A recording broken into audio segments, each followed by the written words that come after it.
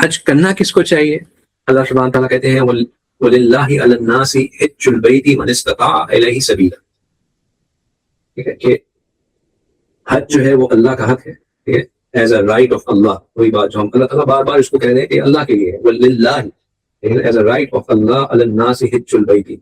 It is a right on Allah that for people to perform Hajj of the house of Allah min istata'a, for the one who has the ability to manage his way to it, ilahi sabila, the one who has the means to do it. अब means to do it में कौन शामिल होते हैं? Who is it on whom Hajj is? और इसमें there are two kinds of conditions. एक है condition of obligation और एक है condition of performance. Conditions of obligations में Hajj is obligated on a person who is a Muslim. गैर मुस्लिम के ऊपर हज नहीं है. It is obligated on a person who is an adult. Adult से मुराद जो बालिग है, right? Regardless of the age. If you have hit puberty, you are an adult. And if you're an adult, Hajj is an obligation on you. Right? But you have to be a sane adult. आप ज़हनी तवाज़ो रखने वाले सही हो. You have to be mentally sane. And of course, you have to be free. You should not be a slave.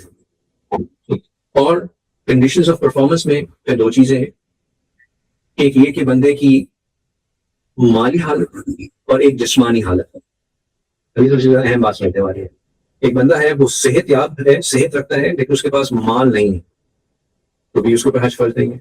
और एक बंदा है उसके पास माल तो है, लेकिन वो शुरू से ही जब से वो बालिग हुआ है तब से वो सेहत की इस्तिताअत नहीं रखता है, मुसलसल बीमार है, सीरियस पेशेंट है, किसी बीमारी में मुब्तला है, तो उसके ऊपर माल हो या सेहत ना हो, सेहत हो माल ना हो, तो हज फर्ज नहीं होता. अगर ये दोनों थे, माल भी था सेहत भी थी, और हज नहीं किया और अब माल खत्म हो गया या सेहत खत्म हो गई, तो हज की ऑब्लिगेशन खत्म नहीं हो जाती. It stays. If you have met the criteria, should have done it. Okay? So you must possess financial means above your basic needs. इतने आपके पास हो कि आपकी बेसिक नीड्स से ओवर एंड अबव हो, फिर आप इस सफर को कर सकते हैं. और इसमें ये बात भी ज़हन में रखना कि इतनी सफिशिएंट अमाउंट हो कि आप अपने पीछे जिन लोगों के लिए छोड़ के जा रहे हैं उनके लिए भी, those who are dependent upon you, जो आपकी रिस्पॉन्सिबिलिटी है, उनके लिए भी आपके पास कुछ ना कुछ आप छोड़ के गए.